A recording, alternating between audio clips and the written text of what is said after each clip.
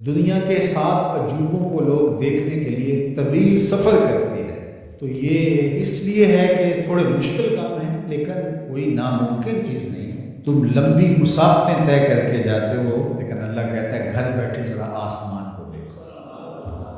1 fit کی tile دنیا کا بڑے سے بڑا معمار بغیر کسی سپورٹ کے یا ستون کے کھڑی نہیں کر سکتا۔ اتنا بڑا آسمان بغیر ستونوں کے اس نے کھڑا کیا ہوا ہے۔ ذرا غور تو کرو، تدبر تو کرو، زمین کو دیکھو، زمین کیسے ہموار کر دی ہے۔ اللہ اکبر، دیکھنے کو تو مٹی ہے، لیکن اس مٹی کے اندر جب بیج ڈالتے ہیں تو مٹی کا رنگ کیسا ہے، اور جو بیج اگتا ہے وہ پوپل کا رنگ سبز ہوتا ہے۔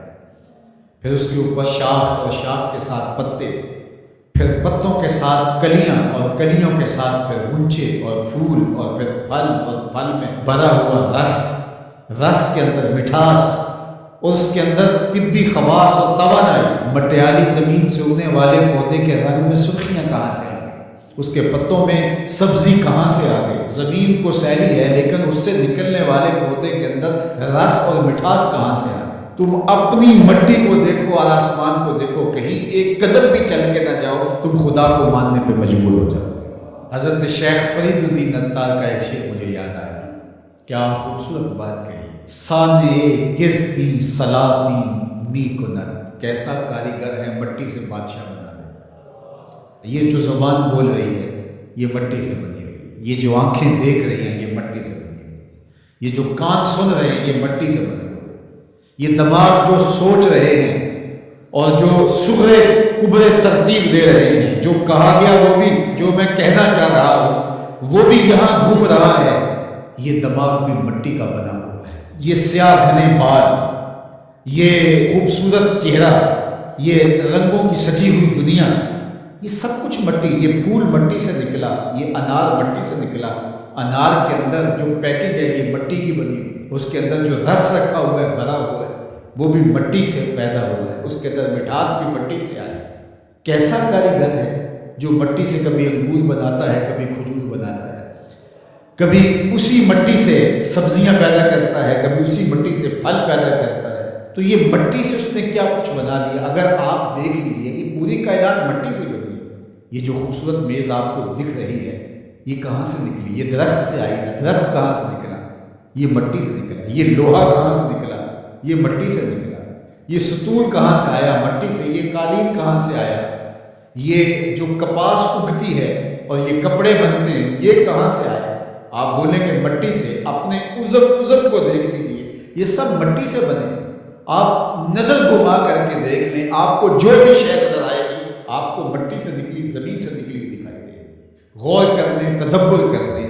اللہ اکبر، یہ شہنشاہ، یہ کج کلا، یہ کاریگر، یہ شاعر، یہ ادیب، یہ فلسفی، یہ بال کی کھال کو دھیڑنے والے، یہ باتوں میں حسن پیدا کرنے والے، یہ شعر و دنیا کے بڑے بڑے جادوگر، یہ کہاں سے نکلے؟ جواب آیا مٹی سے نکلے۔ واختلاف اللیل والنہار، دن اور راتوں کا بدلنا۔ اب سورج کی روشنی اتنی ہے کہ ماحول منور ہے، پھر دھیمی دھیمی تاروں کی چھاؤں ہو، کبھی دن آتا ہے، کبھی رات آتی ہے، کبھی صبح کا سپیدہ نمودار ہوتا ہے، کبھی شام کے دھندلکے ہوتے ہیں، کبھی کالی رات دبیز چادر اوڑے آ جاتی ہے، کبھی چٹا دن ہوتا ہے، کبھی گرم دھوپ ہوتی ہے، کبھی کڑکتی دوپہر ہوتی ہے، کبھی برستی بارش ہوتی ہے، کبھی گھر کے سرمئی بادل آ جاتے ہیں، کبھی کوس قزا کی رنگینیاں ہوتی ہیں، کبھی دھنک کی شوخیاں ہوتی ہیں، کبھی بادلوں کی اوٹ سے جھانکتا ہوا چاند دکھائی دیتا ہے، کبھی سورج بادلوں کے پیچھے چھپتا نظر آتا ہے، کبھی درد غروب سے زرد لگتا ہے، کبھی سرخ ٹکیا سورج کی دکھائی دیتی ہے، کبھی اتنا روشن کہ دیکھا نہیں جا سکتا، چاند کبھی جوان ہوتا ہے، کبھی بدرے تمام ہوتا ہے، کبھی کھجور کی خشک ٹہنی کی طرح ہوتا ہے، کبھی اتنا باریک ہوتا ہے کہ لوگ دور سے دیکھ رہے ہوتے ہیں، دکھائی نہیں دیتا۔ کیا رنگ ہے، کیا جمال ہے، کیا کیفیت ہے۔ والفلک التی تجری فی البحر، اور کشتیاں جو سمندر میں تیر رہی ہیں۔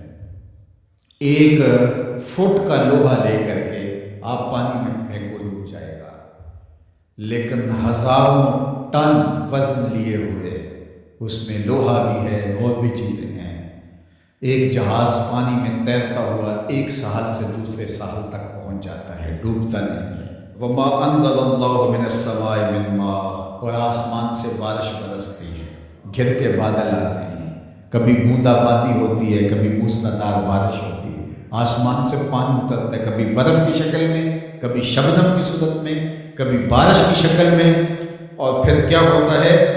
فَأَحْيَا بِهِ الْأَرْضَ بَعْدَ مَوْتِهَا، زمین مری ہوتی ہے پھر زندگی آ جاتی ہے۔ یہ جو فیوجی پہاڑ ہے جاپان کے اندر غالباً، یہ سال میں 4 رنگ بدلتا ہے۔ ایک وقت آتا ہے برف سے بالکل سفید ہو جاتا ہے، پھر وقت آتا ہے کہ برف اترتی ہے تو اس کی سیاہی، اس کا رنگ نکھر کے سامنے آتا ہے، پھر اس کے اوپر سبزہ اگتا ہے تو پورا سبز ہو جاتا ہے، اور اس کے اوپر اگنے والے سبز کے اوپر لگنے والے جو پھول ہیں وہ سرخ ہیں، پھر وہ بالکل سرخ ہو جاتا ہے۔ کبھی دیکھیں تو وہ آپ کو سفید چادر اوڑے کوئی لیٹا ہوا دکھائی دیتا ہے، اور کبھی وہ محیط سیاہ رنگ کا پہاڑ دکھائی دیتا ہے، اور پھر وہ سبزے کی چادر اوڑھ کے ملنگ بن کے بیٹھ جاتا ہے، اور پھر وہ دلہن بن کے سرخ رنگ کا جوڑا پہن کے نیا نظارہ دے رہا ہے۔ تو پہاڑ تو ایک ہی ہے لیکن رنگ اس کے کئی ہیں۔ لآیات لقوم یعقلون، اللہ فرماتا ہے یہ نشانیاں ہیں اہل عقل کے لیے، اگر وہ تدبر کریں، غور کریں، تفکر کریں۔ جب کوئل کی آواز آتی ہے تو اس کے لہجے کے اندر یہ درد کس نے رکھا ہے؟ جب بادل گھومتے ہیں اور پانی لے کر کے ٹنوں کے حساب سے گھوم رہے ہوتے ہیں تو یہ کس نے سہا رکھا ہے ان کو؟ یہ آسمان بغیر ستون کے کیسے کھڑے ہیں؟ یہ زمین سے سبزے کیسے اگتے ہیں؟ ہم آکسیجن اپنے لیے ان ہواؤں سے کیسے کشید کرتے ہیں؟ رحم مادر کے اندر نقش و بنگار کیسے بنتے ہیں؟ زندگی کی رمق کیسے آتی ہے؟ حیات جاویدہ کا نور کیسے ملتا ہے؟ رنگوں کی کائنات کیسے آباد ہوتی ہے؟ بچپن سے لڑکپن، لڑکپن سے جوانی، جوانی سے بڑھاپا، اللہ اکبر، اسی کی شان ہے۔ تو کہا اگر تم غور کرو، تدبر کرو تو تم اس کے وجود کا انکار نہیں کر سکتے، اور جس تمہارے ایک رب نے یہ سب کچھ پیدا کیا، تمہارا حق ہے کہ تم اسی کو معبود مانو۔ تمہاری پیشانی، تمہاری جبین نیاز کسی اور کے آگے نہیں جھکنی چاہیے، تمہارا سر جھکے تو مالک کی دہلیز کے اوپر۔